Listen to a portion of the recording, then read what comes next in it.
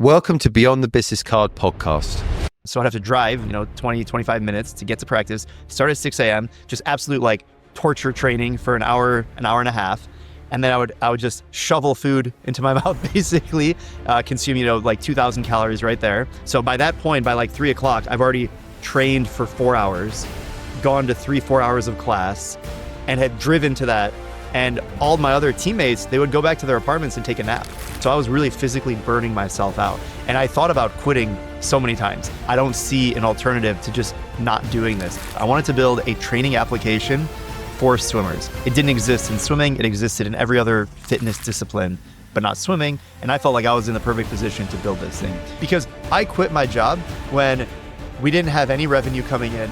We had very little traction in our actual product. I didn't really have much money. This is a story of obsession, sacrifice, and building the impossible. Fares Ksebati didn't just create an app, he changed the game in swimming forever. Building a company is a roller coaster. Whatever the high is, there's an equal low on the other side of it. At the same time, I don't want to fast forward 10, 15 years, and I'm kind of in the same spot. I want swimming to be a part of my life, like forever. I'm very passionate about it. I'm good at it. I like it. I like fitness. I want to be active. Hi guys, and welcome back to Beyond the Business Card podcast with me, your host, Justin Maguire. And today we have Fares Ksebati. Now, Fares is a very interesting character. I met Fares about 18 months ago at Business Mastermind. I was sat next to him and I asked, what do you do? And he said, I've got this thing called MySwimPro. Turns out he's the founder and CEO. He's Forbes 30 under 30. He's got nearly 1 million followers on YouTube. He's a published author, as you can see on the books there.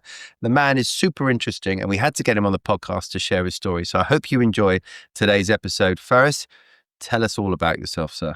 Just thanks so much for having me. It's great to see you again. And I think in the last 18 months since we met, some things have evolved quite a bit. Some things still the same grind, but happy to have this conversation with you. I think, if they hadn't evolved, I'd be very disappointed, to be perfectly honest with you. But I think things have evolved for both of us, quite honestly, haven't they? It seems like I keep seeing you everywhere. It seems like you're traveling the world, you're doing your thing. So look, I never give an intro justice, I feel, So give us an introduction about what you're doing right now. Yeah, for sure. So my passion is around swimming and helping people level up their performance, both in and out of the water. And this really came from my background as a swimmer and also as a coach. A lot of people ask me, when I think about the sporting industry, swimming specifically, do I think about it as an athlete or as a coach? And I think about it more as a coach because my mission is helping people, swim faster, improve their technique, and find ways that they can do it for the rest of their life. And I think about myself growing up, like I didn't have that role model where, I thought when people swim, they do it as a kid, they join the club team, and then you're done. When you're 18, you move on, you forget about swimming. And then I thought anyone who was swimming after the age of 18 is like an anomaly. Like we had one guy when I was swimming in high school, he was like 45. He would come into the group, be like, damn, that old man can swim so fast. Like he was, like I had seen like only one guy who could actually like swim well as a proper adult. And then I graduated from college where I swam on the team and I realized, oh, like you can keep doing this. You don't have to stop swimming. And I get my eyes open to the real world of what fitness is like as an adult. And then I eventually started the company MySwimPro, and we have a number of different products and services that help people. But I want to be that role model and build products and offers that help people continue swimming for the rest of their life. Got you. Well, actually, I'm just going to say now, you're talking to a middle-aged man, folks. So when you say 45, let's just remember that that's my age, right? That's quite young. And gentlemen of my age, they get into two things normally. They get into drinking aggressively or into health and fitness, okay? Fortunately, I took the health and fitness route. And then it's normally cycling or swimming. So you see a lot of men in Lycra that's far too tight for them cycling around where I live, or they get swimming. So there is, I think there's a big passion for swimming. I mean, my kids love swimming. When I go to the gym now here, all the swimming lanes are taken up. So it looks, swimming is certainly, and it's all good for your joints, isn't it? I mean, it is the sport that you can do for the rest of your life. But were you a sort of an Olympian, an athlete? So tell me, what made you sort of get into swimming like this? Yeah, I started swimming very early, and I think I'm lucky in the sense that my parents just put me into swimming to like learn how to swim because they didn't have that growing up. They grew up in Damascus, Syria, and so for them, swimming was always seen as this luxury thing that some people might do if they go to the Mediterranean or something. They go to the beach, but you don't actually get in the water. You just kind of look at the waves and you enjoy it. And so when they moved to America, the community that I grew up in, in, it was very common to have your kids in swim lessons. So at the local community pool, they offer, every day you go in for 30 minutes, you work with a teacher, you learn how to swim, you go through all the levels. And at first, I just enjoyed being in the water. But then my parents signed me up for a swim team, or my mom did specifically. And I remember like my brother and I were so angry because now we had to go to swim practice at 8 a.m. in the summer. And the summer is meant for doing nothing. So we had to, rewire our brain of like, oh, we have to wake up at 7 a.m. now to go swimming in the summer. And so even though at the beginning I wasn't very good at it, I just enjoyed being in the water. And I actually liked all the things outside of just swimming. So we would have like barbecues after the swimming competitions, and we would play like frisbee and soccer with all the other swimmers on the team. And so I just became a part of that swimming community. And year by year, I started to get better and better, only because I liked it. I don't think I was naturally, very gifted at swimming. I mean, if you look at me like physically, I'm not like the tallest guy. I don't have these, and I was pretty small growing up. Like everyone my age was like taller than me. And so I was one of the smallest kids in the pool. But in swimming, if you stay consistent and you work hard, you will get better. And because it's an individual sport, I mean, a lot of it is on yourself. So for me, when I was growing up, I was getting better and better at it. I swam in high school. I walked onto my college team, and then I just never stopped swimming. And here we are. I mean, if you stay consistent and work really hard at something, it's a good analogy for anything in life, really, isn't it? So, okay. So let's go back. You said your parents were from Syria, right? Correct. Yeah. So tell me about, obviously that's a pretty thick American accent I can pick up as a Brit. So just tell us the story there. Yeah, so my parents are both from Damascus, Syria, and then my dad went to America. He went to Oklahoma to get his PhD, and he's a scientist. So nuclear magnetic resonance, and doing like cancer research and dropping chemicals in these magnetic a lot of science stuff that I don't understand. So he went to the United States, did his PhD, and then while he was doing that, he went back to Syria, married my mom. Then they moved back to Oklahoma, and then my older brother was born there. So I think it's. I wasn't alive at that point, but I can only imagine, like 40 years ago, what it's like to go from the Middle East to not just America, but like Oklahoma in the middle of America, where, they don't really have as many foreigners at all. So there's definitely this process of getting acclimated to the American culture, but also they retained a lot of the values, and, the Arabic was the first language that my brother was speaking. And then they moved to Michigan, and that's where I was born, and my younger sister. So, I was born and raised in America, but I had this duality of, growing up as an American, as a US citizen, but having parents come from another country. So technically I'm like a first generation American. And even in the community that I grew up in, like I was the only one like that. So I remember it was funny because, my parents would speak to me in both English and Arabic, and like I'm the only one that knew another language. So everyone, it's like weird when you hear another language in our community.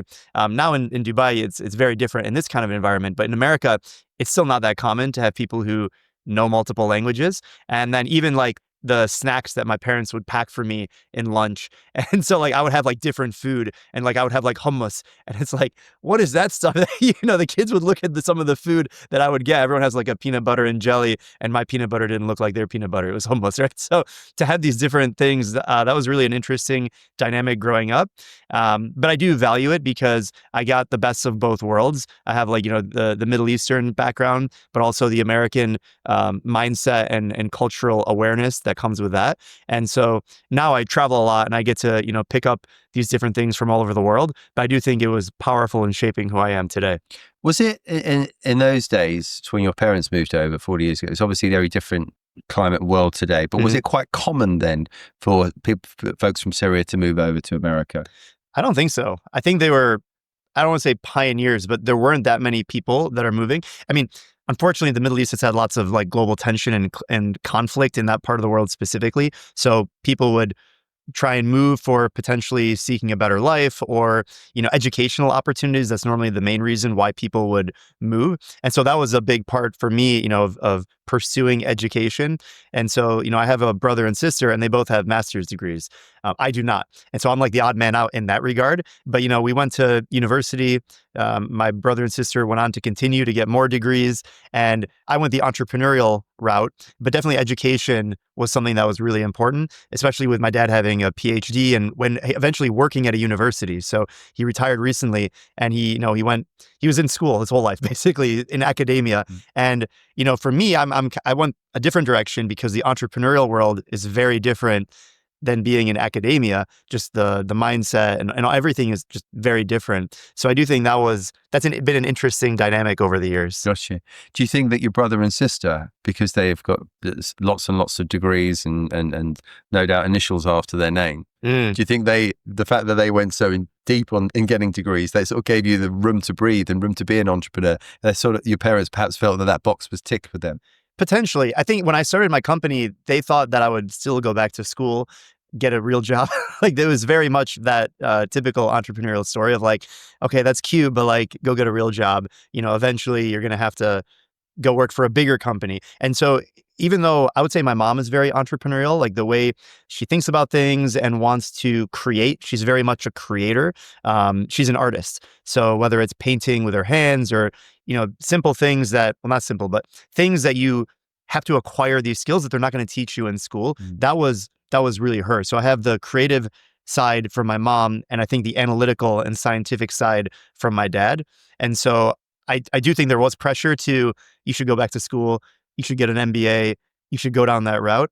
And I actually thought that I would do that. I thought I would graduate, I'd go work at a big company, and then I would go to Stanford was one of the schools that I wanted to go to because I was interested in tech and I was interested in the startup world. And like the place you go is Silicon Valley.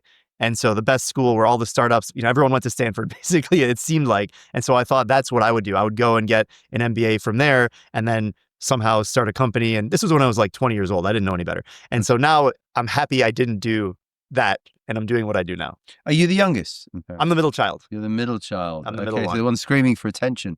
I guess if you look online, you would say, yep, he is. Okay, gotcha. And all right, so after school, you didn't go to university then? You just went straight? I went from high school to college. Okay. And then I started working at startups while I was in university. Okay. So I did internships, and then I even did like a 1-year fellowship program, which is very like startup entrepreneurial. And then I was at a startup, it failed, went to another startup.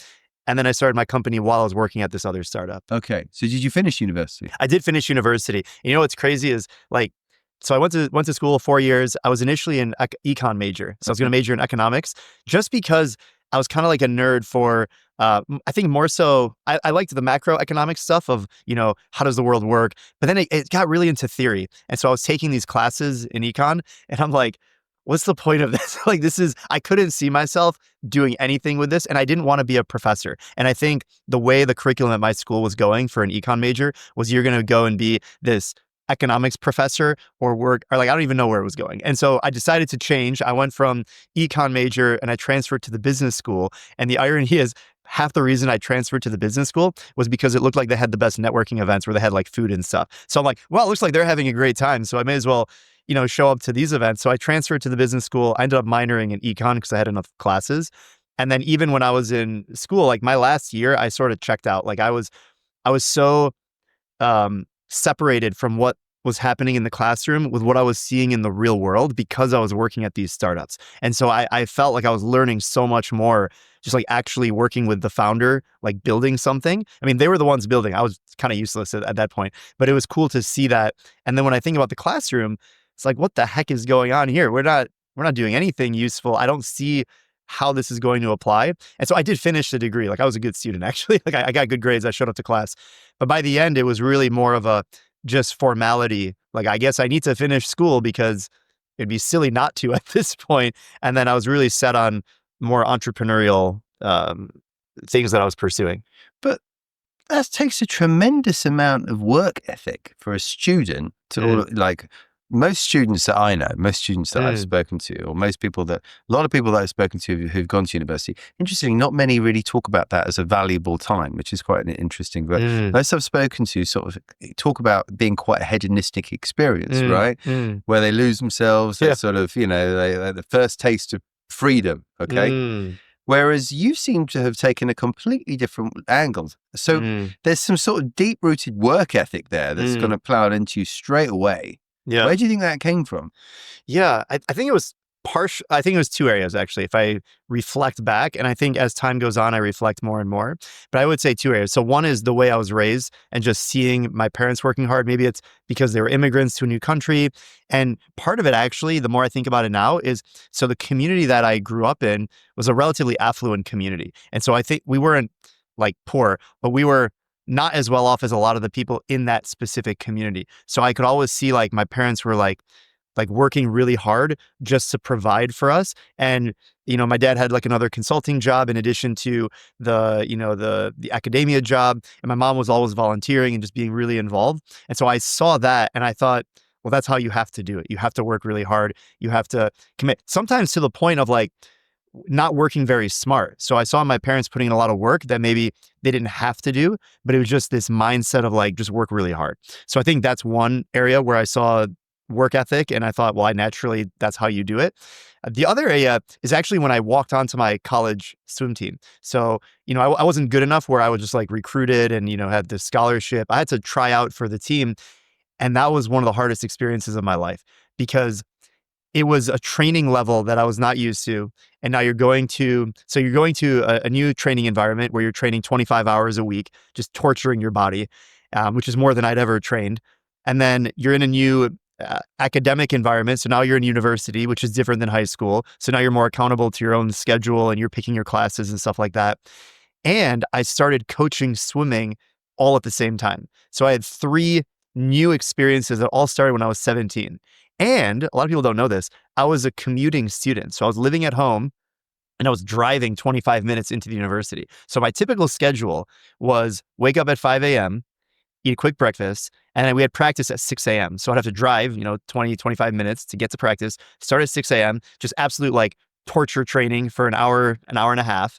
And then I would just shovel food into my mouth, basically, consume, like 2,000 calories right there. Classes for the next 3 hours. Then we have an afternoon practice from like 1 to 3:30. Again, swimming like 8,000 meters in that session. So by that point, by like 3 o'clock, I've already trained for 4 hours, gone to 3-4 hours of class, and had driven to that. And all my other teammates, they would go back to their apartments and take a nap because they would have classes maybe more spread out. And so my day's not done there because then I would drive back to my hometown community, shovel more food in, and then go and coach swimming for 4 hours. And so I would get back at like 8:30 at night, eat my last meal, and then I have from like 8:30 to 9:30, 10 to do all my studying and all my homework and everything. And then I would go to bed at like 11 and then repeat the cycle. So I was only sleeping like 5 or 6 hours a night, which when you're training at that level is not nearly enough. So I was really physically burning myself out. And I thought about quitting so many times in that first year specifically, because for me, like I didn't have to do that. I wasn't a scholarship athlete.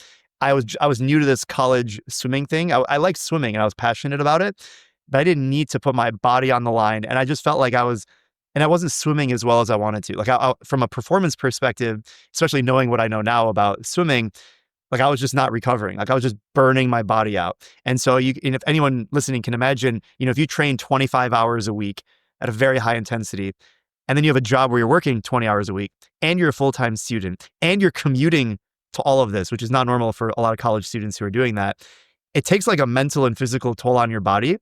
And I think everything I do now is easier than that.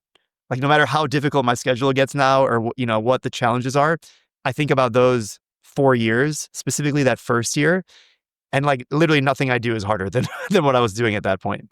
That's an unreal story because I did a talk the other day and I talked about my journey in business, and there was 3 things which have kept me in business, and they really are purpose, resilience, and reinvention. Okay, but the I suppose the stalwart, the one that keeps my spine straight, is purpose. Okay. And you don't often find purpose at a young. I mean, I did because of the background I came from. My father wasn't around, and I wanted to provide for my mum and my sister. So that kind of gave me my purpose early on. You sound like you really found your purpose early on as well. In order to get up every day and to have the resilience to get through all the mindset battles that you most have had, Where did that purpose come from? Why was that purpose there? Why was there that passion for swimming so early on? You've really latched onto it. Yeah. What was that? Yeah, this is one of those things I'm still trying to figure out. Actually, I need to do some internal work to really figure it out. I think part of it, though, is I didn't know any other way. So I couldn't see an alternative where I didn't want to be a quitter. I didn't want to let myself down, because if I had quit in that first year, I don't know if I could like live with myself knowing that, well, if I was just a little tougher, I could have figured out. Like, look how many other people were able to figure it out. Sure, maybe some of them weren't doing as aggressive of a schedule as me outside of the training. But to think that, I walked onto a college swimming program and I only lasted like 2 months, like I knew I was better than that. And it wasn't like we were doing anything that ridiculous. Like, sure, the training was difficult. And I look back at what we were doing and it was difficult. Like I would completely fall apart if I tried to do anything close to what we were doing training wise, or even that schedule. I don't think my body today at my age could actually handle what I was doing then. I think it was that youthful energy and exuberance.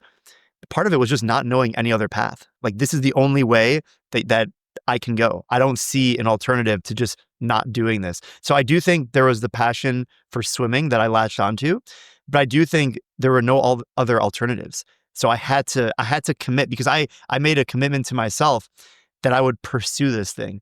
And you don't stop 30% in. You keep going. And I told myself that. I told myself, like, you have to finish at least the first year, and then we'll see what happens. Do I want to continue 3 more years with this type of regimen and this type of program and keep doing, the university thing?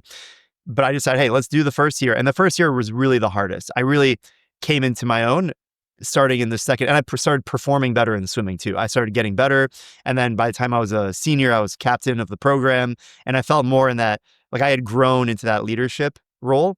Even though I wasn't the fastest swimmer on the team, I just felt like I knew what was going on. I understood swimming at a higher level and how I could contribute to that team. You practiced harder than anyone else. It's a classic thing in sport. You hear a lot about great sport players, right? That they're the first on the training pitch and they're last to leave as well. And it sounds like that's you in the swimming pool, right? Yeah. But the bit I'm intrigued by, Fares, and I've spoken to quite a lot of people in this seat, is often everyone's influenced by the network that they have, right?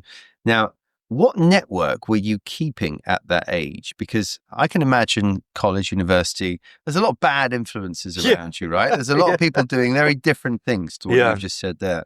So what's springing to my mind is, what company did he keep while he was doing this? Because it's not like you can go out and say, hey, what did you guys do yesterday? And, your stories will be very different to theirs unless you have people doing something similar. So tell me a bit about it. I think anytime, especially in America, when you're in a college team and you're on a varsity program, those are the only people that you hang out with. So I was with the other university swimmers. So I think for the most part, the reason why I wasn't involved in any other bad influences that you can be in university is because I was only around the other swimmers, the people on the varsity team. So, one thing, when you asked that question, the first thing that actually came to my mind was less about, when people think about college and they think about, people like underage drinking and like all this, craziness that happens in university.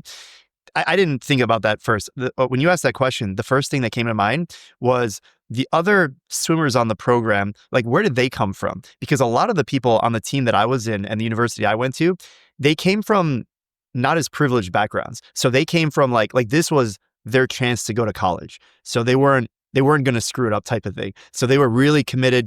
They had a college scholarship, and if they didn't have that through swimming, they might not have gone to university. So I was around like a lot of other really hard workers.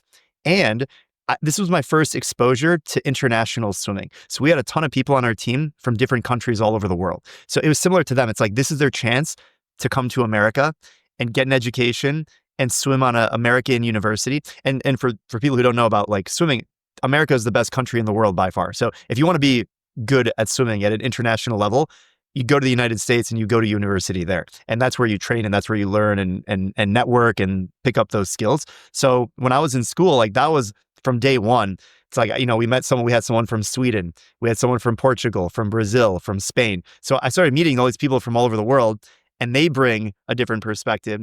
And then while there was some of that like partying stuff, I never even participated in that because I was, with my family or coaching swimming. So I had like this almost double life.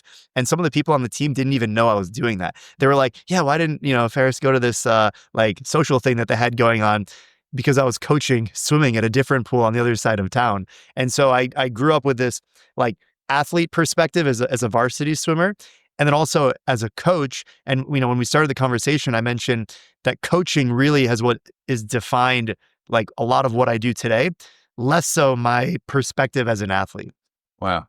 And that, I imagine that being around people where this had to work for them, where this, they could not afford for it to fail. This Completely. was their thing. Yeah. That would rub off you like an insane amount. You were very fortunate to meet people like that age. I can imagine that must have left a lasting impression on you. Yeah, absolutely. And I still stay in touch with some of those people. And I remember it was not just like the work ethic that they brought, but also their skill and expertise level. I remember the first week of training, I'm swimming now with like some of the fastest swimmers in the world. And in my local community, like I was one of the fastest people. So I think anytime you level up to a new network, all of a sudden you go from being like the best at something and you're now, rudimentary. And I remember, this is a little bit more technical swimming, but we were doing a set and I was just getting obliterated. Like I looked like a joke. And so we were doing this specific thing. And I remember, on a flip turn in swimming, you do a somersault, you push off the wall. And someone passed me on the underwater dolphin kick coming off of the wall, which probably looked really cool from the outside. Someone watching this, someone passing me underwater like a dolphin. And I remember just feeling miserable. I'm swimming. I'm like, wow. I was impressed while I was swimming. I'm like, damn, this guy just passed me underwater. He's good. I got to level up. Right. Gotcha. Yeah. Well, look, I'm also intrigued. So you've obviously around this amazing influence, but you've also want to get into the world of business. You seem to like, the startup world, that ecosystem, that's of interest to you. For a start, where have you got the bandwidth to do this? Like, in such a busy, hectic schedule that you've got, what gravitated you towards that then as well? Yeah, I think of myself as someone who's very, like, I like to create stuff. And so I guess entrepreneurship is a label that you put on someone who likes to create things and solve problems. So even before the swimming stuff, I was very entrepreneurial by today's definition, but I didn't think that at the time. I didn't know what the word entrepreneur was when I was growing up, but I was doing very entrepreneurial things. For example, I would go out and like create short films just for no other reason than to create short films. My first job, my paid job, was being a photographer for like an art gallery for an event. And so I was there as a volunteer and then, started talking with someone I was 12 years old and the guy who hired me was like 70. And it's because, digital technology was like new and I knew how to use a digital camera. He hired me for this job. I got paid like $100. I go to this art gallery thing and I got rehired for other jobs. So this is very entrepreneurial to have like a 12, 13-year-old, doing like a video job for a client who's like 5 times their age. And so I was always into that stuff. And I didn't think of it as entrepreneurship. I thought, wait, he's going to pay me $100? This is so easy for me. I ended up spending like 15 hours. So like the unit economics were not actually very good, but just the experience of doing stuff like that started at a very young age. And my parents did encourage me to like, yeah, take the $100. Like you should do that. Of course you should do that. So I think that's where maybe it started. And then when I was in school, I think school actually pushed me in the other direction of like, the university I went to was gearing you up to go work at a massive advertising agency. And so, I studied marketing within the business school. And that was the clear path. Like you go get a marketing job at an advertising agency. And so if anything, school kind of, I think, pushed me away from entrepreneurship a little bit. And then while I was in school, I was lucky enough to get an internship at a startup that had to do with swimming. And so this was my first exposure to someone who had actually started a company like fresh. They didn't work for a big company. And so they started a company. It happened to be in swimming. And also my interest in like marketing and branding started to take effect because this guy, so he swam at Princeton University and they started this company with other Princeton swimmers. And I thought the whole story was just so cool. Like, and this guy was 5-10 years older than me. So I saw that as like, wow, like that's really cool. He's got a passion in swimming. He started a product. He's getting, maybe this is like the internal ego thing, but he had, popularity online. Like people are paying attention to what he's doing. And I ended up working for them as an intern for 2 years. And that was my first entrepreneurial exposure to someone who had started a company and I was working directly for them, which is very different than, working for like a bigger company or like I had been a lifeguard before. I worked for an organization, right? But those jobs don't really get you in that entrepreneurial mindset. You can't match working for another founder and watching them actually build something in real time. And today, I think the people on our team, they're getting a unique experience where they're seeing something be built, even though we've been around now like 10 years, as we're testing new ideas and building new offers. You don't do that at a massive company, but you do that when you're small and still trying to build things. I think there's a lot of people, obviously you're from the United States, there's a lot of people that maybe watch this that aren't from the United States and don't know how entrepreneurial the US is. And I think I do, and I met a lot of Americans, but just to help people picture the scene of that as well. Because say, for example, in the UK, it doesn't run through the veins of the society. It doesn't through, in Dubai, it is, right? Yeah. But for many people, many Europeans, many other countries, it doesn't. How influenced were you by that as well? Yeah. I think in the United States, there are a lot of entrepreneurs, but you also see success, I think, a lot easier. So it's not uncommon to meet someone who had started a company and they're living very well. And so you might think, well, how do they live here? Like, how can they do what they're doing? Or, they don't work for, the massive company. They're doing their own thing, or they're the CEO, or they have this other title. And so I think you get exposure to that a lot more. I don't know how, not to get political here, but like how much of it is the infrastructure of the environment that you're in. And so, if you want to start a company in America, it's actually very easy. And a lot of people do have some kind of a side hustle. I think where America is not unique from the rest of the world in the sense that a lot of people may have the side hustle and they're very entrepreneurial, and like almost everyone wants to have some kind of a either side business or be their own boss. Almost everyone wants that, but not everyone is able to make that leap. And so I don't want to overgeneralize, because there are some people who are perfectly fine, working for someone else and doing, that normal 9-to-5 schedule. And some people have tried the side hustle because I think it is so easy to get started with something, and you see it around you, people doing the side hustles, and they realize, yeah, I tried that didn't work, for whatever reason, not willing to put in the time to make that work.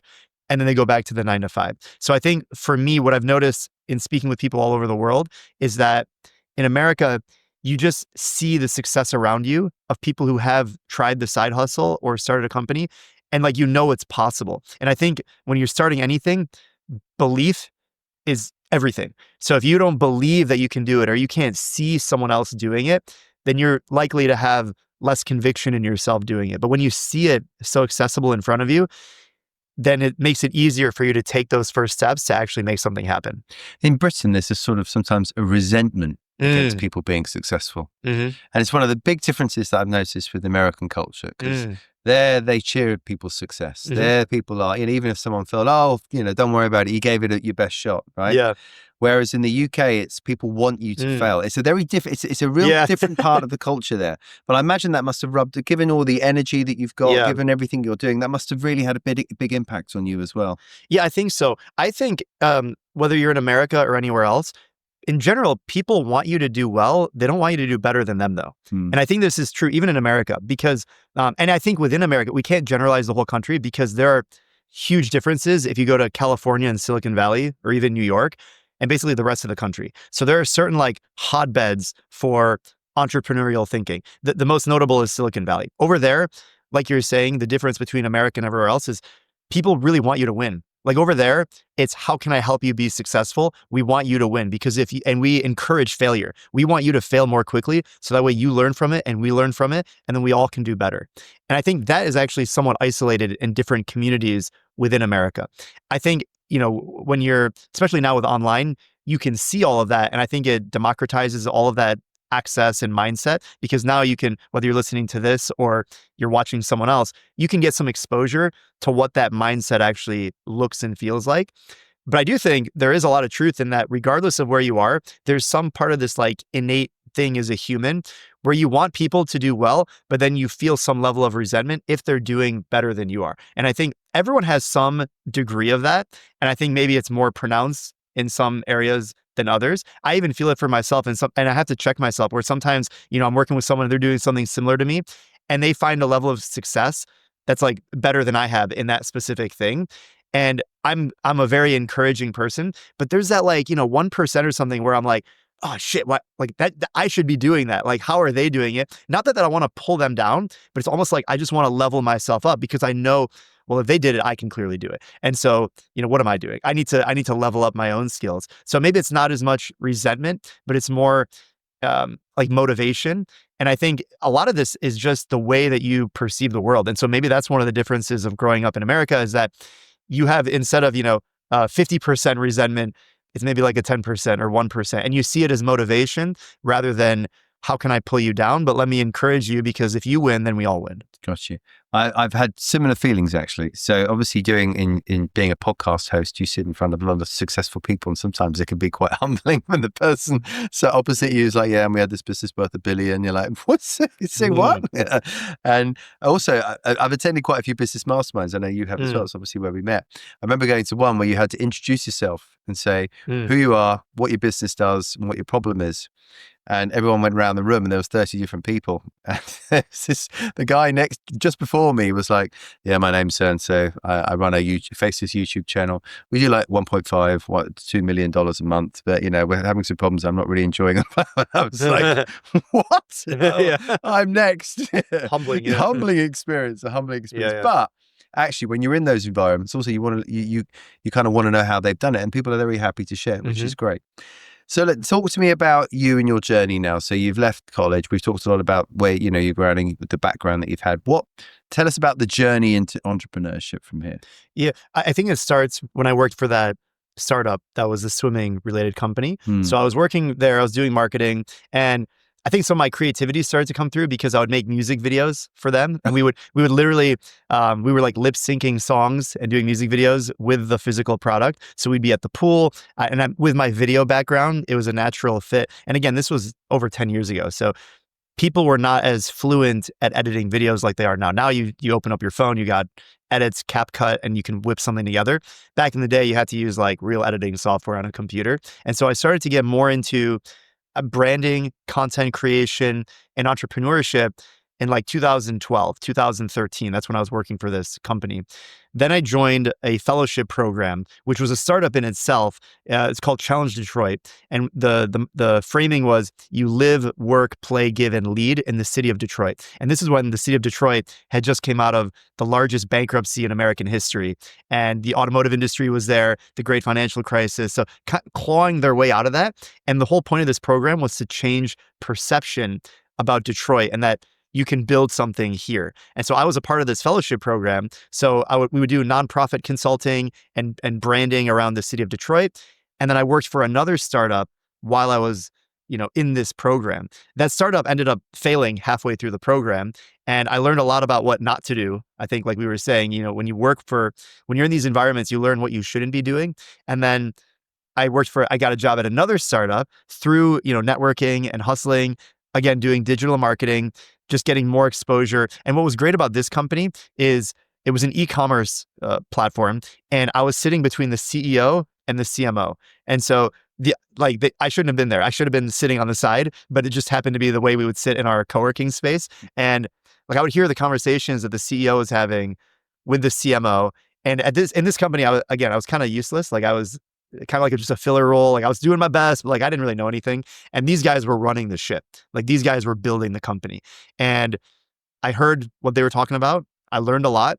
And while I was at that company is when I started my company, which MySwimPro, it's a software application to help people with swimming. So I was still coaching swimming, but I was also working this full-time job as a marketing role inside of this tech startup. And so eventually I ended up leaving that job and just going all in on my company. But I think, that was 4 different startups that I had worked at before I launched my company. Absolutely. And you must have learned just so much. I mean, that's the schooling you got there was probably way more than anything you learned. Yeah, I would say those 4 experiences are worth, you can't even put a comparison to a undergraduate degree. Yeah. Undergrad degree, sure, you learn how to learn. I think there is some value in that, obviously, because you learn the rest of your life. But if you don't have that mindset that you get from school, you're kind of screwed, because that's the most important skill, is learning how to learn. And if you can't do that, then you're going to be left behind, because people who do know how to learn will be learning every single year for the rest of their life. And I think those different startup experiences that I had allowed me to be in the position I am. And I'm still learning. And in some cases, I feel like I'm not learning as much because I can only learn from, what I'm doing in my company, which is why I go to masterminds. It's why I, try and network and meet other people, because that's the only way you can learn, by getting exposure to different things and different people. Got you. So there's a lot of people watching this and listening to this will be going, well, I've got an idea. I want to get started, but it's not as easy as that. And also, how are you coping for money up until this point? So you're working for a couple of startups that failed. Yeah. Obviously, it's, it doesn't sound like it's a particularly plush period of your life. How did you get going and fund your own startup? And what advice would you give to anyone who's got an idea, who's in a similar position to yourself, who wants to get going? What were the key things that you had at that time that you felt how you had inside you to take that punt to go for it? Yeah. Trying to think where I take this to be the most practical, because you could say just like work harder or, just go all in, but that's not reasonable for a lot of people. I started my company as a side hustle. Technically, I was working for another business. So it's not like I did go all in. I eventually did, and my co-founders did, but that took time. And we were on different timelines, each of the three of us. So from day one, when I had this idea, it was just an idea. I was still working at another company, but then I took action on it in the smallest way, which was, setting up a website, creating a landing page, networking, doing customer discovery, actually talking to people to see, is this the right direction that I want to take this idea? And then I started building a list, building my customer discovery. We started with a prototype, and I did all of this while I was working at another company. And so, the progress was not as quick because you only have a few hours a day that you can allocate. So in a sense, this other company was sort of funding this initial venture. And then even when I went full time on my company, we weren't making any money, but I was still coaching swimming. So I was making, $1,000 to $2,000 a month from my coaching, which was, I wasn't living large, but when you're 22 years old, like, what do you really need money for? So, and again, like, you can make a lot more money when you're 22, and then you can spend a lot more money. I wasn't spending any money on anything. So it allowed me to have this, almost infinite runway to be able to figure it out. At the same time, you have to figure it out, because you can't, infinite runway is not true. Like, you do need to have time constraints, because if you do have infinite runway, then you're not going to feel the pressure of making things work more quickly. And sometimes I actually feel that right now, because I am in a position where I do have that infinite runway. And so maybe you can be more lax with your own deadlines. And like, do I really need to push as hard right now? Because everything's kind of just fine. But I realize that if you are too comfortable in your current environment, you're going to be passed by people who have more pressure, and they're going to use that pressure to make decisions more quickly and take action, and you'll eventually be out of business. Yeah, I'm very guilty. Complacency, I've always felt the devil. Complacency, yeah. And whenever I get complacent, it's almost like I self-inflict to try and get myself back in the zone. And I can feel it happening. Yeah. And you'll have those times in the business where we plateau. And often after we plateau, we can either fall off the cliff or something radical has to happen. And it's happened 2 or 3 times in my life, actually. So that's a really valid point that you've raised there. So you've obviously decided, you're working with someone else, you've decided to build your first stage of the app, your MVP, right? Yep. And you've how are you going to scale it? How are you going to grow it? Tell us what the situation, and when did you leave the startup with? To put a timeline to it, in November of 2014, I created this landing page, and I had a mock-up of an app.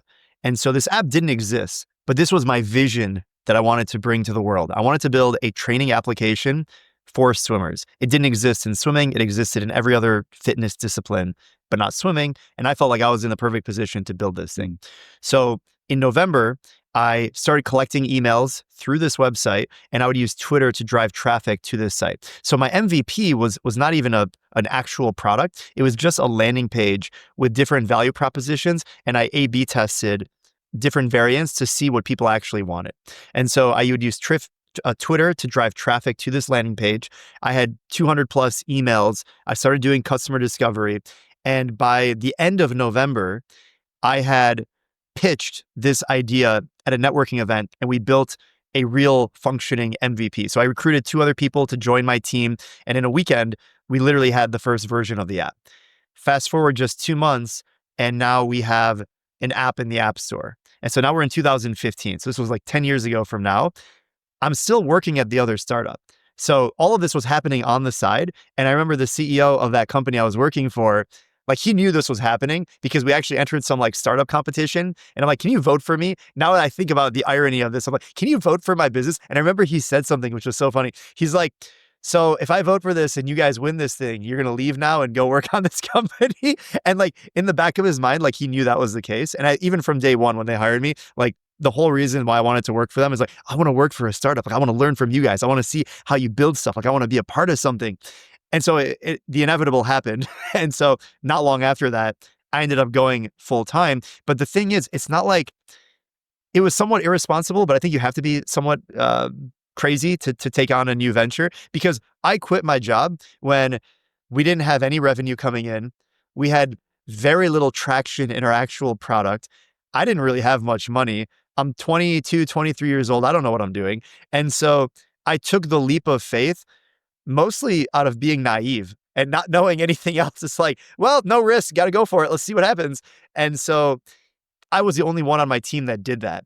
My other two co-founders who, I had recruited and we started working on this together, it took them longer to make that leap because they had other responsibilities. They had college debt and they were, different life situations. But eventually we all went full time. And it wasn't until a year later that we actually started to make any money. So I went the first full year of my business not making any money, not paying myself, the business not making any revenue. And you might think like, what the heck were you guys doing? We were iterating on the product. And in retrospect, we would have been able to, knowing what I know now, we would have made money way more quickly. We also took on initial investment. We do this accelerator program. So, fast forward a year, now we're in 2016. We launch a paid subscription. We get a $50,000 investment. So now all these things come together. One of my co-founders goes full time. I start paying myself a wild salary of $1,000 a month. And so from there, we've scaled everything up. But in the very beginning, it was a full year of not making any money, the business not making any money, and just iterating out of sheer passion and being naive of what we're actually doing. And now you fast forward and now we have a more, polished product that's evolved quite a bit. And now I'm looking at how do we scale, and it's building different types of offers, implementing new technology. When I started the company, that first landing page of the app, the Apple Watch didn't even exist. And now it's 2/3 of our business. So, the way people do fitness, the way people do swimming, the technology is different now. In 5 to 10 years, who knows what it'll be. And I think you just have to keep evolving with technology. Of course. Now, I don't know if you're aware of this, but my wife scaled and sold a technology company. So I saw it. She was the ideas person though. But in order to build the platform, she needed a techie. She needed a business partner, right? Yeah. Now, from the story that you've just told me, it doesn't sound like you were the techie, but you've very much got your ideas there. I'm assuming, in the early stage of the business, you've gone, there's a missing piece of this puzzle. We need to get someone in. So tell us a bit about how you hired for that and how you grew the business there. Yeah. From day one, I knew I wanted to build a technology company. I think today it's actually a lot different because you can build software a lot easier than over 10 years ago. So from day one, I'm working at a tech startup. I see how these things are constructed. You have someone who's more idea, visionary, execution, operations. You have someone who's more technical that's in charge of the product. So you have like the CEO, you have the CTO, and in a founding team, Y Combinator popularized this, where you have the ideal scenario for a tech startup is three co-founders. You have the creative person who is going to, maybe design the product and put together the flair and the way it feels and operates and talk to the customers. Then you have the technical person who's actually going to build the product. They're the CTO. And then you have the CEO who's basically your salesperson. And they're the one who's going to close the deals, bring in revenue, fundraise. And so you need to have these three people. And so in the very beginning, we almost had that. So I basically networked and essentially recruited two technical co-founders. So if you think about our team, we had, I would be like the sales guy in that analogy. And I had two technical people. The piece of a puzzle that we were missing actually was the design part of it. So the look and feel. So all of us have had to take on that role because we never had like a designer, like a chief design officer or something like that in our company. So that's one of the areas that we've actually lacked. And I think it goes back to those first order principles of, if you want to build something successful, you need to have complementary skills. It doesn't do you any good if you have three people that all do the same thing with the same background, with the same knowledge and same perspective. You actually want to have diversity of perspective. And I think today this is still true. Maybe it's less true because of AI, and you can use so many different tools to outsource how you can actually, build a product. But at the time, like you would go nowhere if you didn't have a technical co-founder. So even though I'm self-taught in a lot of things and I built the first version of our website, you're not going to build a fully functioning, native application just off of what you teach yourself. So I knew that I had to bring on another 1-2 people to bring this to life. It's a brilliant idea. I mean, you clearly saw a gap in the market. Swimming is a clear passion for yours, but I've the world isn't short of ideas, people, right? That those businesses that succeed, they're people that can execute on an idea, right? What do you think's made you stand out? First of all, how did you execute this? How did you get it? How did you make people aware of it? How did you send this? Building an app's great. And I've heard, the amount of times I've heard people say, I need to set up an app and do this for this problem I've seen in my life, right? You hear it all the time. But how did you actually build an app and execute this plan and make people aware of what you were doing? Yeah, I think there are a few things to that. Timing is one of the most important, because if you were to launch an app in 2010, assuming it was somewhat useful and solving some level of product market fit, you'd have to try to kind of screw it up because there were not that many apps. There was not as much competition. And so, we launched our app in 2015 and we were the world's first swimming app on the Apple Watch. We were App of the Year by Apple. So we had a lot of this initial traction simply for being the first in the market in that specific category. And now everyone just copies what we do. So now there are many swimming apps and a lot of them just see what we're doing and they're like 6 months behind us, which is annoying, but they say, copying is the sincerest form of flattery, but it's still annoying nonetheless. And so when you have that first mover advantage, you just need to move quickly. So from day one, though, we didn't have that traction. So today I can look back and I can throw all these accolades of our app and we have millions of downloads. Like, that's cool. But on day one, we had like 5 downloads a week, 10 downloads a week. And so like, how do we go from 10 downloads a week to 1,000 downloads a day? Like what was the switch? And it wasn't just one thing.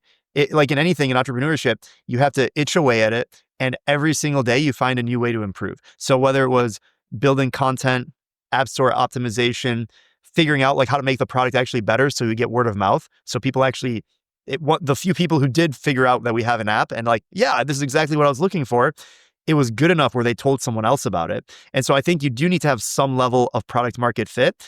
And then you factor in the fact that we were the first mover advantage. And then we built relationships within, Apple specifically. So we were App of the Day, App of the Year. We got all these features not really by accident. So we have conversations with these different, partners, and Apple is the biggest partner in the world, technically, if you have an app. And so to be featured like that is how we could get so much more growth, but it didn't happen overnight. It was literally, week 1, 10 downloads. And then you have to fast forward 3 years to where those, 10 downloads became 100, became 1,000, and now we've had a few million. But that was over a 10-year journey. And I think a lot of people give up too early. So they think they have, even if you do have an amazing product, you probably haven't been at it long enough and iterated enough, because you could try something for 10 years, but if you try the same thing over and over for 10 years, you're probably going to get the same result, if not worse results. But we've had so many hundreds of iterations of the app, of our marketing, our messaging. I mean, we're testing when you go to the App Store and you see like all the reviews and all the different screenshots. I mean, we've A/B tested like hundreds of versions of those. So everything is being optimized and it's a lot of work, but if you want to see some level of success in that category, like you have to do that. And now there's no excuse. Like all the information is out there. You go on YouTube, you figure out what you need to do. It's just a matter of doing it. And now things are different. Like if you were to launch an app in 2025, completely different than launching it in 2015. Everything from, how you build the app is different, to how you market the app, to the way that the App Store actually works, because there are millions of apps now. In, 10, 15 years ago, maybe there were like 50,000 apps. Now there's like 5 million. So you have more competition, and the ecosystem, the mindset of how someone actually uses, like no one really wants to download another app unless it has a very specific use case and it's something that they really need. Whereas 10 years ago, oh, I just got this new iPhone, like, oh, that's an app, cool. And then people, the expression used to be, oh, there's an app for that. Oh, there's an app for that. And now like, there are only 10 apps that you use on your phone very regularly. You don't want to add another one to your home screen unless you absolutely have to. Well, one thing I've noticed about you though, and it's something you haven't commented on, you're a natural marketeer. It's clear. Like you've got a YouTube channel that's got almost 1 million subscribers. When did that start? When did you start leveraging that YouTube channel? So the YouTube channel specifically, the one you're referring to, is I'm basically the swim influencer, right? So I help people get better at swimming. I'm an athlete myself, and I document a little bit of that, like me going to different competitions. I swam at the World Championships last year, and I did like a 4-video series of how I'm preparing for that competition. But I'm mostly the internet swim coach. So I think of myself as like, how can I be the coach that people don't have? Because, when I was growing up, I had some great coaches, but it was inaccessible to most people. Like, unless you were on the team and in person, you wouldn't have this exposure. So now when I do, our swim retreats, we like film me coaching, and we're documenting what I'm doing to bring access to that to people all over the world who maybe don't have access. Or a lot of coaches follow me too, and they see like, how is he explaining that? Or like, okay, I can explain it. Maybe that's a new way to approach it. Or, maybe I'll show this to my kids, and now they will get more validation because this internet guy says the same thing that I say. And now I get this external validation. So where it started actually was when we launched the app, we had so many people asking us questions that I thought were very simple. And I started to realize, the best way to answer this question is to make a video explaining it. People would ask relatively simple swimming questions like, how do I improve my freestyle technique? How do I do a flip turn? How do you write a workout structure? Like, what does, 100 meters of freestyle, like how is that broken up? How do I actually do that? So I started this series called a Whiteboard Wednesday, where every Wednesday I would just stand on a whiteboard and explain the topic of what I'm doing. And now I've made hundreds of episodes of Whiteboard Wednesday, and tens of millions, if not hundreds of millions of views just on that series specifically. So for the last 10 years, I've just been documenting how to be better at swimming. And to some level, I've exhausted a lot of what you can talk about, because when you, like, on my YouTube channel, I have over 2,000 videos. So like, how can you talk about swimming for 2,000 videos? Like, what is there to talk about in swimming? You go up and down the pool. Like, so it's reimagining the same concept and presenting it in different ways. And my format has actually changed. So in the very beginning, when I'm creating all this content, I would have this whiteboard and I would stand in my like home office type of thing. And that's it. I didn't have any B-roll. It was just me in front of a whiteboard for 15 minutes, and people would watch the whole video. And there's no swimming in it. It's just me standing, drawing like a squiggly line of a swimmer. Now, it's reimagined. So now I'm like in my swimsuit, in the swimming pool with a microphone, like physically demonstrating. And I think people's attention has gotten a lot worse. So you have to make the content more interesting to keep people engaged anyway. So I think for the last 10 years, I've just been evolving this process. We have our company page, which has like 300,000 subscribers. So altogether, we have a pretty big audience that we continue to do, but it's very specific to swimming. And anytime I go away from that, people are like, what are you doing? So in some ways, it's like good that I have this like dominance within one category. But even when I bring like the athlete perspective, sometimes people are like, well, that's good for you, but like, teach me how to swim.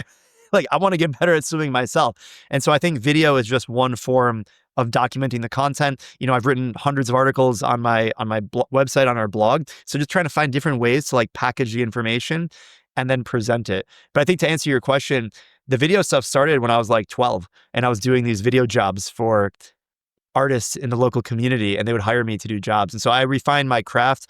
I also do it as a hobby. I just love creating videos. And then now I do it both for hobby and professionally as well. But it's obviously brought a funnel into your app. It must have a considerable funnel, no doubt. What started as something where you would help people ask you questions on the app, then ended up, I suppose, reversing and becoming the way people were introduced to your app. Yeah, totally. And I never thought of myself as like, I wanted to be a YouTuber. Like now people, if I go out at a swimming pool, people will see me and be like, hey, it's a swim guy. What's up? It's like sometimes people don't even know I have like the business stuff or that we have an app, which is frustrating because, like I have 3 million views on a video or something. And we're talking about, this is how you get better at swimming. And the most efficient way to do this is by structuring your workouts. And that's why we developed the MySwimPro app. So if you download this, it's going to do everything I just said in this video for you. And then people will watch all these videos and be like, you have an app? This is a funny story. So to tell you how in the zone people are when they watch a video and like, not in the zone. You know how like the attention span of people has gone down and like people compare to like a goldfish. We have less attention span than a goldfish. So people will watch these videos and then they might be interested by one part of the video. And I think we all go through this experience. We're scrolling, we watch a video, and because we're consuming this information and maybe we're doing something else at the same time, it's very easy to miss things. especially things that become mundane. And maybe like I've said something in a video over and over and over, and someone completely forgets about it. So much so that we have our highest ticker offer is a 1-week swim retreat. It's like a holiday. It's thousands of dollars. You show up. I had someone come to this event and he was asking me a genuine question. He's like, yeah, so I have my Apple Watch and I just want like an app to swim. You know, do you know any app? And I look at him and I'm like, does this guy know who he's talking to? Like he flew around the world. He's spending thousands of dollars on our offering. And my main business is the thing that he's asking me about. And I say it, and the reason why he's at this event is because he watches all the videos. And I'm like, I mean, I went to a video that he had watched. I'm like, there's a 3-minute segment where I'm talking about our app, and it's exactly what you're looking for. And then you ask me, the founder of the app, which was App of the Year by Apple. And it's like, and so sometimes it's like, it's not about that guy. You have to iterate what you're doing. And that would me not iterating would be me not listening to the market. So I see that and I hear that. And as ridiculous as it may sound, it means I need to do a better job. I have to do a better job of communicating. I have to find a new way to pattern interrupt. So that way they're like, whoa, wait a second. This is different. I'm going to pay attention. I'm actually going to go. And I think this is the problem with content now. People are just so used to a specific format and we need a way to like break it up. Or else you just kind of get into the doom scroll. And even like a long form podcast like this, like how can you make it different? Because if you don't, people just kind of put it in the back burner, start cooking food, look on their phone while this is running in the background, and then they miss 90% of what was said. Yeah. You also write books though as well. So what was the decision to become a published author?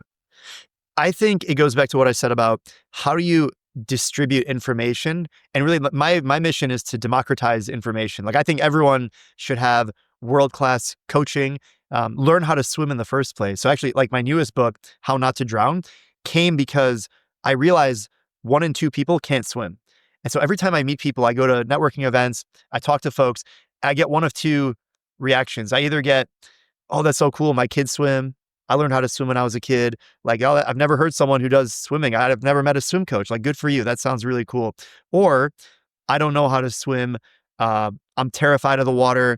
You know, I want to teach my kids how to swim, but I'm scared of the water. Or people know that someone has passed away. They've drowned in front of them. I've literally had people tell me that they have had loved ones drown in front of them and they're scared of the water. And so, you know, my first book was how do I package all this information that I know and help people get better at swimming? Here's a new medium. I've written articles. I make videos. So we put that together. Here's a formatted book. And that was my first book. And so my most recent book is really for people who don't know how to swim and they're scared of the water. And this is the biggest market. This is the biggest population. Literally half of the world's population can't swim. And a lot of it is because they're afraid of the water. And sometimes people think, well, I've never learned how to swim. I don't have access. And this is not true, actually. Like if you're watching this, you have access to water because 90% of the world's population lives within 10 kilometers of water. So like everyone lives near a water source, whether it's an ocean, a lake, a river, swimming pool, whatever. But how do you get started? And how do you get started if you're afraid in the first place? So for me, I want to really package information because not everyone watches a video. Not everyone's going to read an article. Not everyone's going to go to a physical location to do something. Some people like books. And the irony is that I was a terrible reader growing up. I had poor reading comprehension. I was actually put in like a special class for people who are not good at reading because I would read something and then I wouldn't be able to comprehend what I just read. And I thought, and like you're almost punished in school if you fall behind in something. And so you're like, you feel terrible because they put you in a different classroom. And like, it was like me and 3 other kids. And we felt like there's something wrong with us because we performed poorly on some test or something. And because we weren't that good at reading relative to the benchmarks. And now I think back, it's like, yeah, because the reading sucked. Like what we were reading was not interesting. Like even now, like I love consuming information, you know, reading articles. I normally do podcasts or audiobooks. I like to listen to it and I do it at like 2x speed. And so some people absorb information differently. For me, like reading a boring book on something that is not interesting to me, yeah, my reading comprehension is not as good because I'm not as interested in it. And so that's crazy to think that I never would have thought that I would have written like 5 books. So you were essentially written off because you weren't interested in what they were writing. Yeah, you've written 5 books. Yeah. Did you send them to your teachers? So I mean, this was like back in elementary school, Okay. but it is crazy to think that, on all my standardized tests, like I was the worst at reading. Yeah.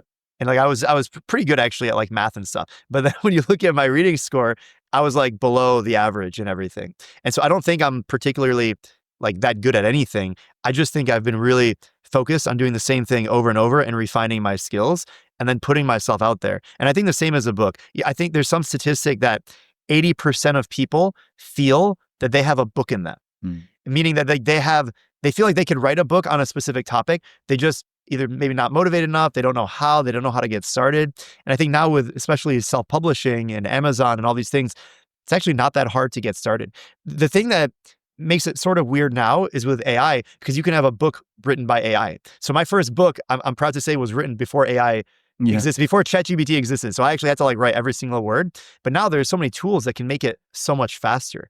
So I do think regardless of if you write the book yourself or use AI to help you, packaging the information in different ways is what will benefit society, because now we have more access to more information. And how has the writing, is it 5 books you've started to written? How has writing 5 books complemented your business, do you think?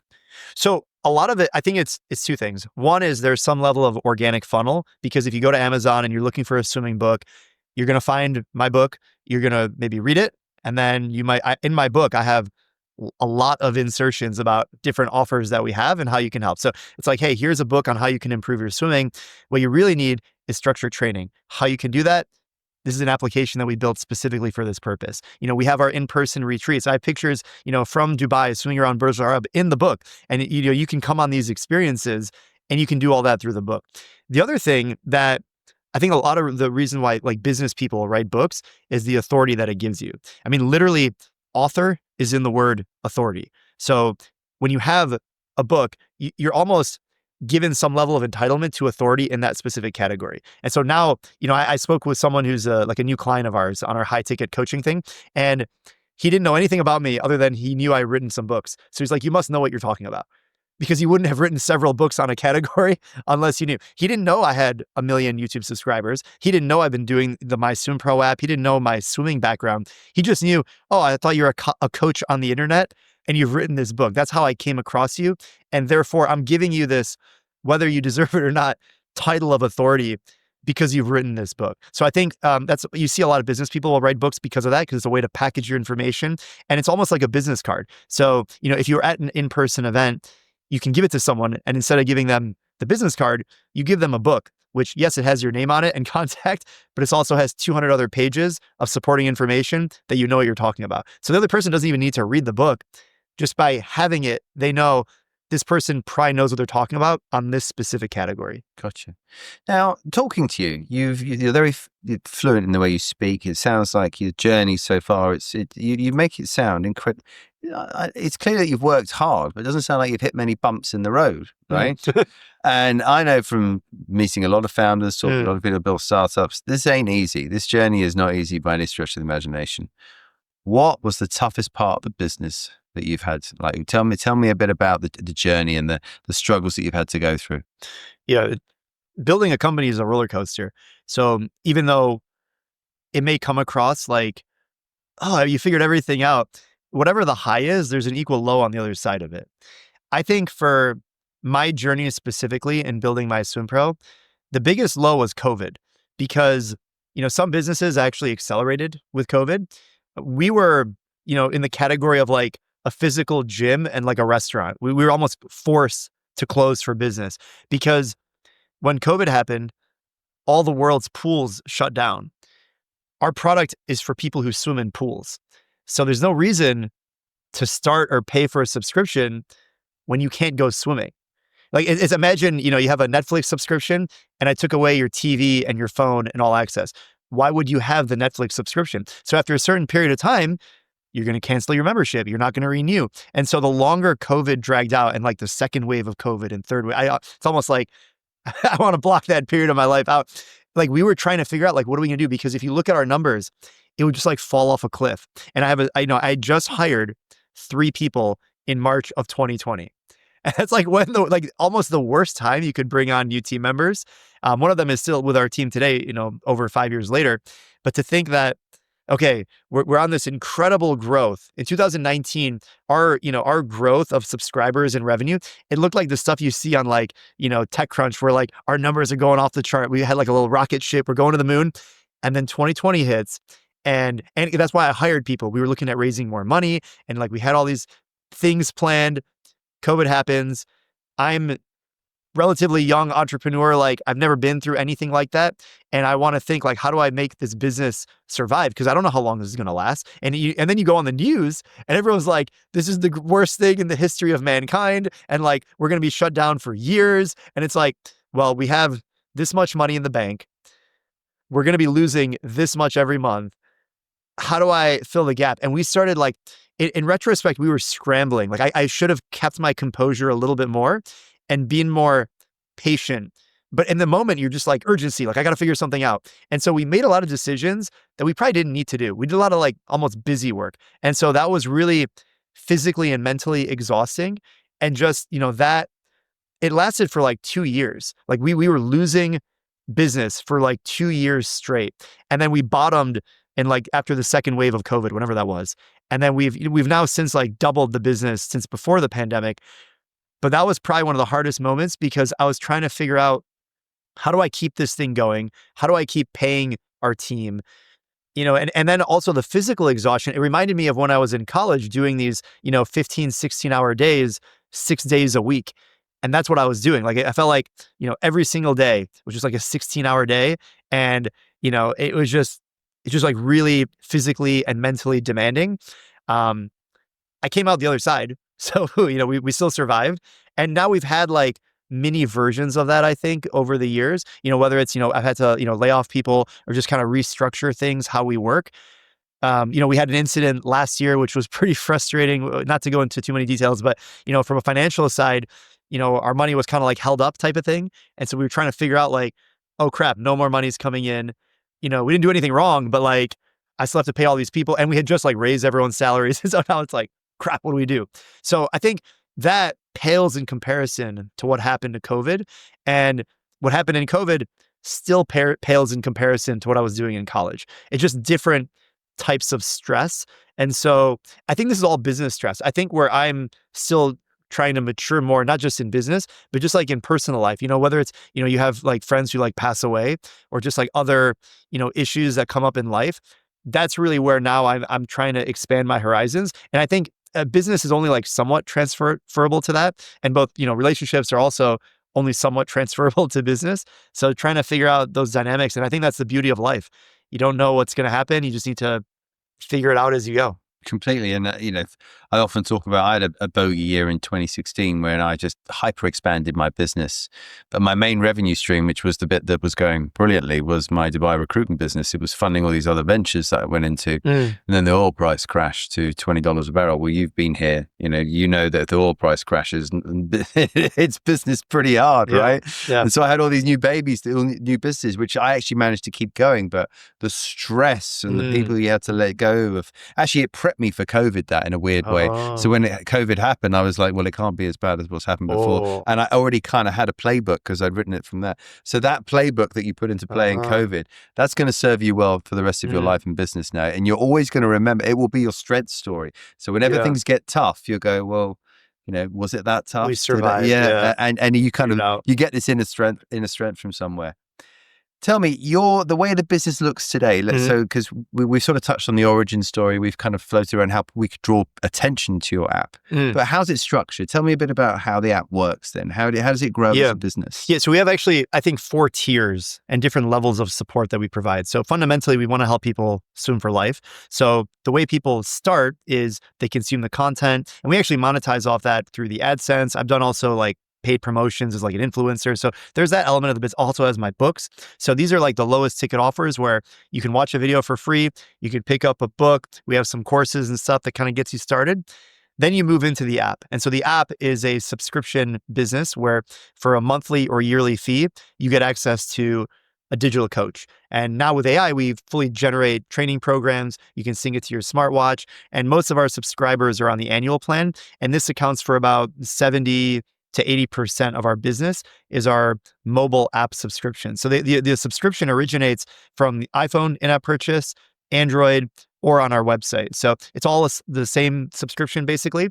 And that's a majority of our business. And that was the first revenue source that we had from the very beginning. And it's the biggest one today.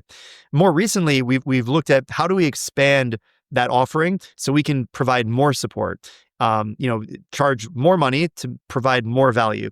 And so our two higher ticket offerings are the in-person events, where this is like you literally go to an event where a week of training and technique feedback in a paradise location.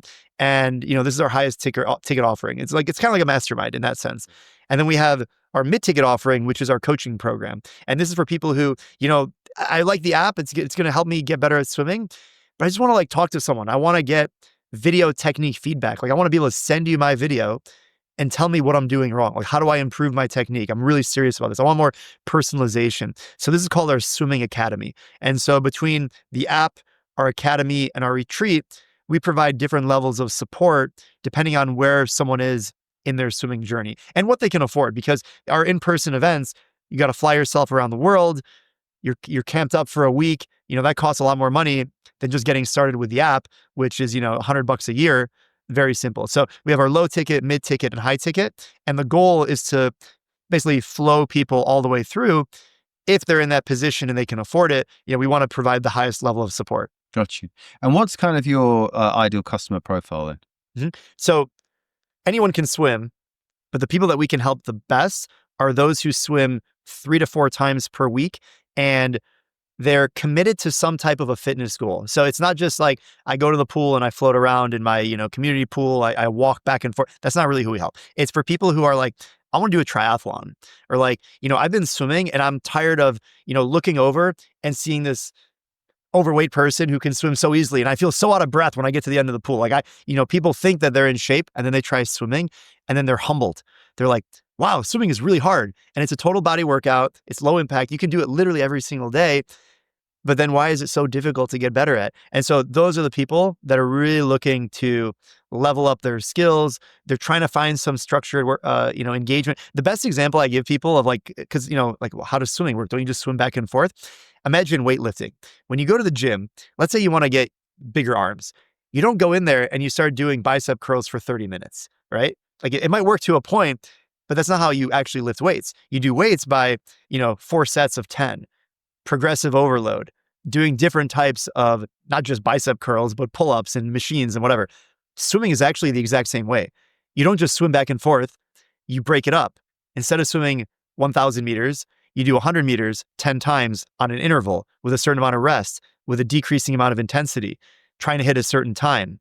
And then you do it again, but only 50s instead of hundreds, with fins and paddles and a snorkel. So the way that you use equipment and all these things, that's what our application does. And so the people who are willing to learn that, if they don't already know how to do that, just like weightlifting, if you want to get serious about being fit, you need to learn how to lift weights. You don't just go in there and walk on a treadmill. That's not how this works. Swimming is the same thing. So, our target profile, and I think persona development is a huge part of business. So our persona, his name is Jim, and he's 44 years old. He lives in California. He swims 3 times a week. He's got 2 kids, and he's a tech executive. So doesn't have a lot of time, but he likes to swim 3-4 times a week. And so he's looking for our product or our offers to be his coach, because he's not going to go and hire a personal swim coach. He doesn't really need that. He doesn't have time for it because they're not going to fit his busy schedule. So he'll download the app, he'll get started, and he'll improve. Got you. Now, you're 33 years old now, Mm-hmm. right? Busy guy, traveling around the world. Is it quite a lonely existence running an app and having to travel around the world and sort of showcase to everything? I mean, you are a busy man. Where have you found time to sort of, meet a partner, get involved in that? Yeah. Tell I'm me a still bit working about on that. Still working on that one. Yeah. No, I think it is difficult. And I look at my life today at age 33 and other people that are my age who I, maybe swam in university, and, some of them have kids, multiple kids. And I'm here the single guy. And sometimes they've stopped inviting me to stuff because it's like all just like couples or like family stuff. And now I'm kind of like the odd man out. And I do think you are reflective of your network. So, people who have a family hang out with other people who have a family. And so I think when you venture into this world that I feel like I'm in right now, it has been difficult to, find good group of people. But also I do want to have a family. Like I want to get married. I'm currently, in that part of my journey. So it has been difficult. At the same time, I've had incredible experiences and life opportunities. And I've, financially positioned myself where like I can have a family, where 10 years ago, it would have been silly for me to try and think the way that I'm thinking right now. So I do think, I have that value that I can offer to the world. And I'm also grateful for the experiences that I have had. At the same time, I don't want to fast forward 10, 15 years and I'm kind of in the same spot. I'm still this like single guy who's just kind of like building stuff. Like I want to be able to build stuff, but also have the family as well. I am realistic to the reality of like, there are only so many hours in a day and you can only handle like so many things at one time, whether it's, the business, your fitness, family, relationships, like, something has, my books, like I'm writing a book like every single year. So I imagine I'm very comfortable pulling back some of that to take shape in, the next step in my journey, like as a human, not my journey as an entrepreneur, but my life journey. And so I'm fully ready for that. And I think that's what I'm working on right now. Gotcha.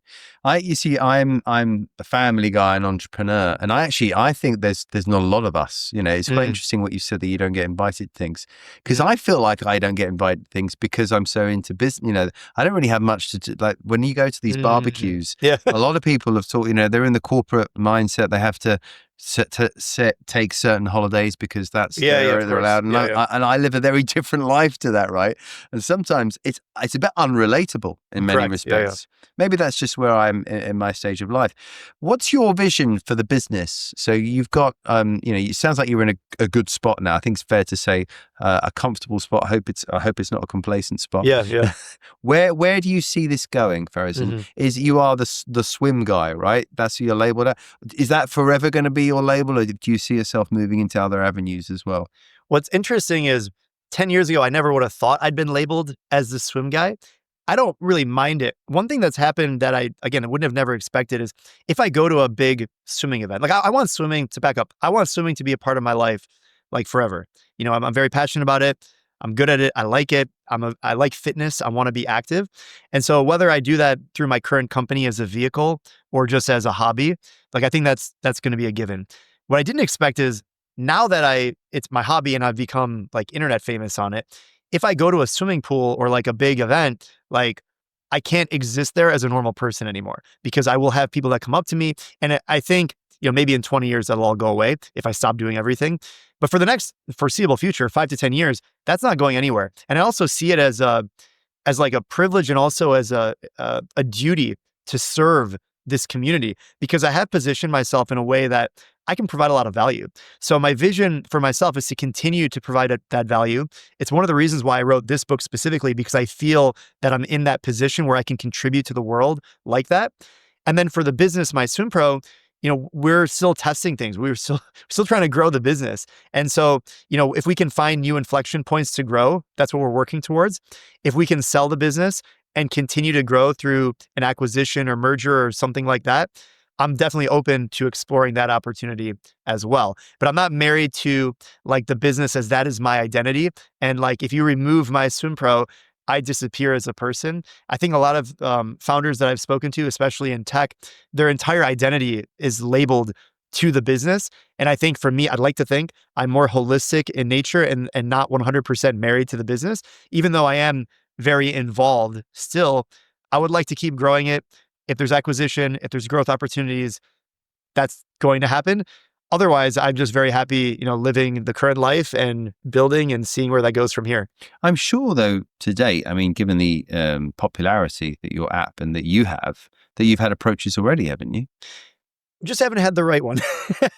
So yeah, I get an email like every single week from some private equity person, and I've entertained some of those conversations where I think it might make sense, but given everything that's going on now, it doesn't make sense to quote unquote like sell out for an amount that doesn't really like it doesn't make sense. So financially, like why would I give up what we have now and what we're building towards for a small payout right now? I'd rather have something be a little bit more substantial for me and like the team and everything. where it actually makes sense to take that next step. And also, it's not just, okay, here's a private equity firm that's going to buy out the company. It's more like, we have a great product and we have a brand and people recognize me as swimming pools. Like, I think there's more to that than just selling to some private equity company, right? That could be in the future. But, I think a more strategic move would be, how do we leverage what we have and scale it a lot bigger than what we're currently doing? And that's really what I'm looking for. Whether we can do that internally and find those levers, or find the right partner, whether it's a bigger fitness company or swimming company or private equity, whatever, it doesn't really matter. Like, how do we get this in front of more people to leverage what we've already built? Like, we already have a great thing, a great brand. How do we take it to the next level? Have you been through a traditional sort of funding round then? How have you, because you talked about investment in the early stages. That sounds a bit more like a friends and family investment rather than... So one thing that's unique about our company, we raised a little over $1 million from equity crowdfunding. So we have actually 600 small investors in the business, ranging from literally $100 to $25,000. So that's what the 600 people make up. So, it's a very community driven thing. Now, of course, from an acquisition perspective, they would all get paid out and then the business would be owned by someone else or the private equity, whatever. But yeah, we haven't done like a big funding round from venture capital. We have one VC firm inside of like that community round. But yeah, over the years, just 1.4 million is how much we've raised. Gotcha. Okay. Very interesting.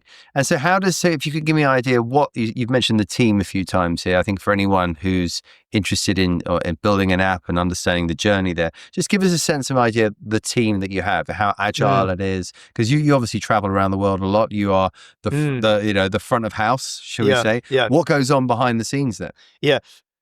I've scaled up and down the team several times, actually. And over the years, I've learned what I'm good at, what I'm not good at, what should be delegated. And so in the very beginning, actually, the first 3 years, it was just me and my 2 technical co-founders. And when you're just getting started, like, you don't need a lot of people, especially now with the tools. Like, you just need to put a product in the market and figure out product market fit. Then you can start to think about scaling and whatever. So 3 years in, we hired our first marketing role. And that was to alleviate some of the marketing off of me. So that way, behind the scenes, they can take over the emails, the social media, the content, stuff like that, even though I was still pretty involved in that. And then we actually scaled up to about 20 people between a team of 12 in-house. And we also had an agency doing development alongside of us. So we had, this basically an offshore company that was working with our internal development team. We've always been remote from almost day one. So my co-founders and I, we were in the US, in Michigan. But after that first marketing hire, when it came to hiring our first engineer, we were looking at hiring this guy in Seattle. And he was like super skilled, swimmer, passionate, etc. But he didn't want to move to Detroit. So we were in Michigan at the time. And then we're like, why are we making him move to Detroit? Why don't we just hire someone like either else or this guy and let him live where he is? So that guy didn't work out with him. And we ended up hiring our first engineer and someone in Europe. And we thought, oh, this is fine. Like, this is great. Other companies are doing this. This was before COVID. So before COVID, we started, building out the team from people who use the product. So we just email, be like, I'm hiring this role to 100,000 people. And then I'd get like a flood of emails. Most of them are not qualified. And then, I've learned over the years how to better qualify people, how to build incentives around like why someone would want to join our team. And so today we have 7 people like in-house, spread all over the world. And then we have 2 other agencies that we work with, and they're like contractors basically doing different things in the business, more on like the sales and marketing. They're testing different things in addition to the tests that we're running in-house. But I think today it's easier than ever to operate the way we are now, because you can have a remote team, you can have contract people, you can hire other companies. And that's like the most lean way to go about it, because even when you get to 10, 20, 30 people, you lose a lot of agility like very quickly. And you think, well, only 25. If you come from a company that's 500 people, like 25 people is so nimble and lean. Well, yeah, because you're comparing to an elephant that's barely moving, But if you want to move agile like a cheetah, technically one person is the most agile you can get if you can make decisions quickly. But every person you add slows you down to some level, but it increases your capacity to do more things technically. Got you. And What advice would you give to any aspiring entrepreneurs as we wrap this? Because it's quite clear that hard work has sort of driven through everything that you do there. You're naturally a very ambitious and hardworking person, but I'm curious to know what advice you would give to the next app builder, to the next entrepreneur. What would you say? If you want to be successful in business, you have to learn to make decisions quickly. This is something that I've seen over and over from other very accomplished people. And also from firsthand experience, all the things that we've screwed up is when we took too long to make a decision. Because whether you make the decision correctly or not, in retrospect, hindsight's 20/20, but you will learn more from making the wrong decision oftentimes. So you're never going to have 100% confidence in the thing that you're trying to do, but you need to get more comfortable leaning on 70% confidence that it's going to work out. And sometimes even 51% confidence that it's going to work is good enough, because good enough is better than perfect. So you want to get stuff done. And the best way to do that is learning how to make decisions quickly, because then you can make more decisions in less time, learn more quickly, and that's how you'll be able to scale anything. Fares, I really appreciate you sharing all your insights today. It's been an absolute pleasure. Jess, this was fun. Thanks. Thank Appreciate you it. very much. Guys, I hope you enjoyed this show, and we look forward to seeing you again soon.